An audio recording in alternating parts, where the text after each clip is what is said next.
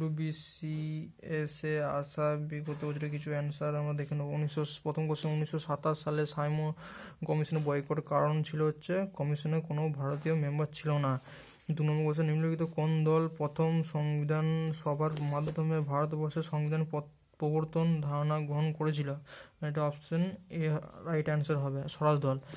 তারপরে question number 3, 1916 সালে তিলক কোথায় হোম রুল লীগ প্রতিষ্ঠিত করেন? পুনেতে। যদি কোশ্চেনটা বলতো 1916 সালে মাদ্রাজে কোথায় করেছিল, অ্যানিমেশন হবে, তোমরা রাইট অ্যান্সার। অসহযোগ আন্দোলনে কোন নেতা প্রথম গ্রেপ্তার ছিল? চিত্তরঞ্জন দাস, সিআর দাস, যিনি প্রথম আমাদের স্বরাজ দল গঠন করেছিল। হিন্দু কে প্রচার করেন? লালা লাজপত রায়। এই লালা লাজপত রায় হচ্ছে সাইমন কমিশন বয়কট করতে যেয়ে লাঠিচার্জে মারা গিয়েছিল।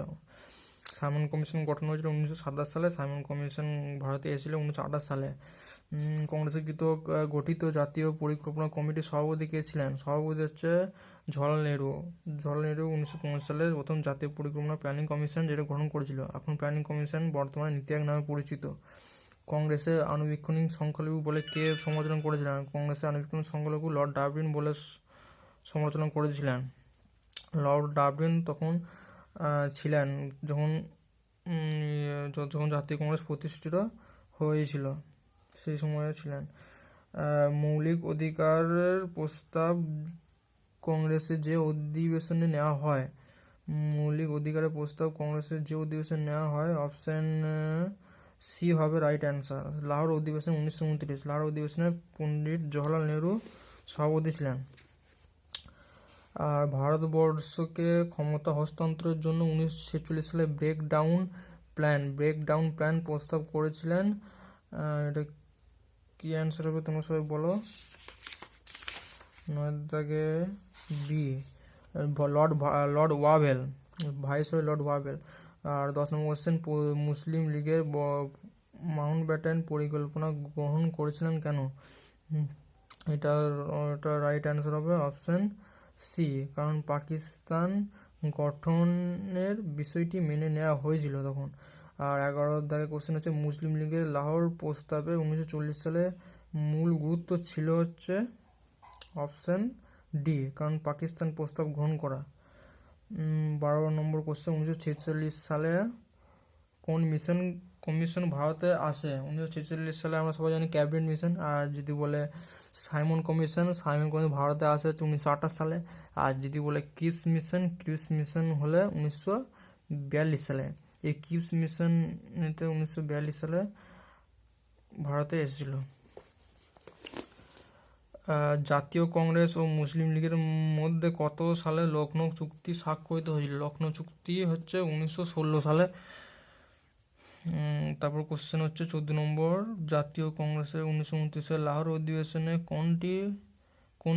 কোনটিকে লক্ষ্য বলে ঘোষণা করেছিলেন? এটা রাইট অ্যান্সার হবে পূর্ণ স্বরাজ।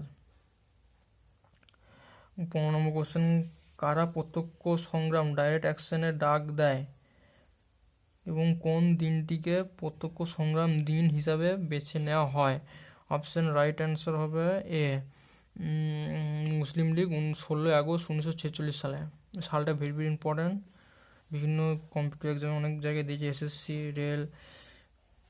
সালটা হচ্ছে 1946 সালে 16 আগস্ট। মুসলিম লীগ কোন আন্দোলনের শুরুতে গান্ধীজি করেঙ্গে মরেঙ্গে ডাক দিয়েছিলেন? এটা রাইট অ্যান্সার হবে ভারত ছাড়ো আন্দোলন। কোন সময়কে জাতীয় কংগ্রেসের নরমপন্থী পর্ব বলা হতো? যেখান থেকে জাতীয় কংগ্রেস উৎপত্তি হয়েছিল, এস্টাবলিশ হয়েছিল 1885 সালে। আর বঙ্গভঙ্গ পর্যন্ত হচ্ছে নরমপন্থীর পর্যায়ে ছিল, পিরিয়ড 1905 পর্যন্ত। তাহলে এটা অপশন বি হবে, 1985 থেকে 1905 পর্যন্ত। ভারতীয় স্বাধীনতা আন্দোলন কবে গৃহীত হয়েছিল? ভারতের স্বাধীনতা আন্দোলন হচ্ছে 1947 সালে জুলাই মাসে। Right answer option A. জালিয়ানওয়ালাবাগের হত্যাকাণ্ড কবে এবং কোথায় হয়েছিল? এটা আমরা সবাই জানি অমৃতসরে, লাহোর না অমৃতসর না করাচি। তাহলে এটা রাইট অ্যান্সার হবে 1919 সালে অমৃতসরে।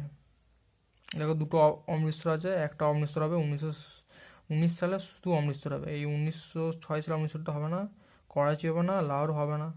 লাহোরটা এখন পাকিস্তানে, যেটা অমৃতসর মানে পাঞ্জাবে, যেটা 1919 সালে।